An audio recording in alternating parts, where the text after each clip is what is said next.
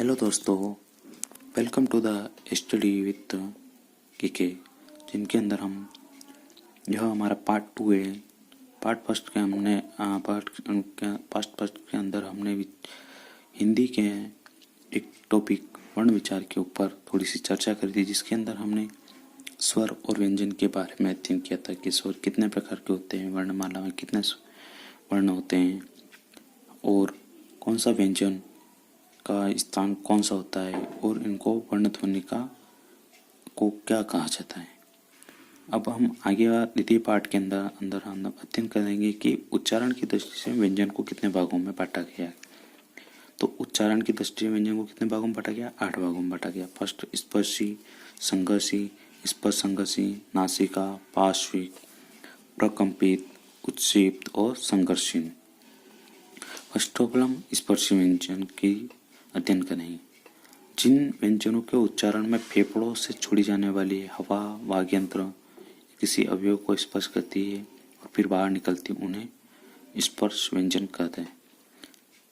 क ख ग ट ठ ट मतलब जितने भी अपने वर्ग हैं, कितने वर्ग होते हैं? 5 वर्ग होते हैं, किंतु इसके अंदर अपने 6 वर्ग होता है। जो 6 वर्ग वह स्पर्शी व्यंजन के अंदर नहीं आता है। कौन सा नहीं आता है? 6 वर्ग।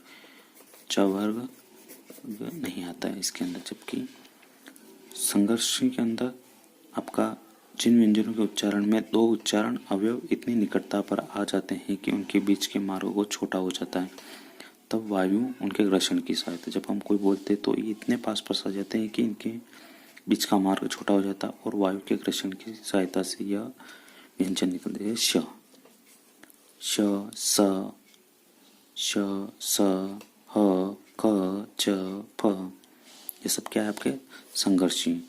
स्पर्श, जिन व्यंजनों के उच्चारण में स्पर्श का समय अपेक्षाकृत अधिक होता है और उच्चारण के बाद वाला भाग संघर्षी होता है, उन्हें स्पर्श संघर्ष से आपका च वर्ण पूरा स्पर्श संघर्षी कौन सा है? आपका च वर्ण होता है। और बाकी के जो वर्ण होते हैं क, ट, त, प, ये कौन से वर्ण होते हैं? स्पर्शी होते हैं। और स्पर्श संघर्षी में च वर्ण। नासिक्य मतलब जिनका उच्चारण हवा का प्रमुख अंश नाक के द्वारा निकलता है, जैसे जितने भी अनुस्वार होते हैं अपने वर्ग के ण, ण, ण, न, म, ये सब क्या होते हैं? नासिक्य होते हैं।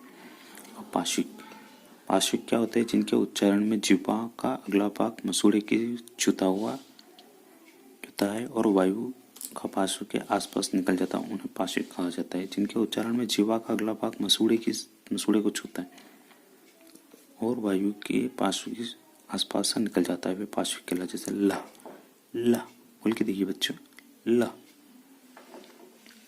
मसूड़े को छूता हुआ, जिह्वा का अगला भाग, अपनी जो टंग होती टंग के आगे वाला भाग मसूड़े को छूता हुआ निकल जाता है, पार्श्विक। प्रकंपित जिन व्यंजनों के उच्चारण में जिह्वा को 2 बार कंपन करना पड़ता है, वे प्रकंपित है। र आपकी जीभ देखना, बोल के देखिए बच्चों, आपकी जीभ 2 बार ऊपर और नीचे दोनों तरफ टच होगी। र इन्हें क्या होता है? प्र। उत्क्षिप्त में जिनके उच्चारण में जिह्वा की टोक झटके से नीचे गिरती है, उनको क्या बोलते हैं? प्रक्षिप्त या फेंका हुआ ध्वनि कहा जाता है। अण, ड मतलब आपकी जीवा की नोक से अपन नीचे झटका मारते हैं, उनको क्या बोलते हैं? उत्क्षिप्त। संघर्षी, जिन ध्वनियों के उच्चारण में हवा बिना किसी संघर्ष के बाहर निकल जाती है और संघर्षहीन ध्वनियाँ कहते हैं। जैसे य और व, इनके उच्चारण में स्वरों से मिलता जुलता प्रयत्न करना पड़ता है, इसीलिए इन्हें अर्ध स्वर भी कहा जाता है। जिन ध्वनियों के उच्चारण में हवा बिना किसी संघर्ष के बाहर निकल जाती है, वह संघर्षहीन ध्वनियाँ कहलाती। जैसे य और वह, इनके उच्चारण में स्वरों से मिलता जुलता प्रयत्न करता पड़ता, इसीलिए इन्हें अर्ध स्वर कहा जाता है। तो बच्चों, ये हमारा द्वितीय पाठ था, जिसके अंदर हमने वर्ण विचार का अध्ययन किया और इसमें बहुत सारे इम्पोर्टेंट क्वेश्चन, जैसे हमने पिछले पार्ट फर्स्ट के अंदर भी बताया था कि जो अपना स्टेनोग्राफर का पेपर हुआ था उसमें कौन कौन से क्वेश्चन पूछे गए, स्वर कितने प्रकार के होते हैं और एक क्वेश्चन ये भी आया था शायद इसमें कि तालु से कौन कौन से वर्ण निकलते हैं, तो इस प्रकार से क्वेश्चन यहाँ से भी बैठते हैं। तो प्लीज़ बच्चों इस चैनल को सब्सक्राइब करें, शेयर करें और लाइक करें, और अभी नया नया हम अध्ययन कर रहे हैं तो प्लीज़ सपोर्ट करें। Thank you very much.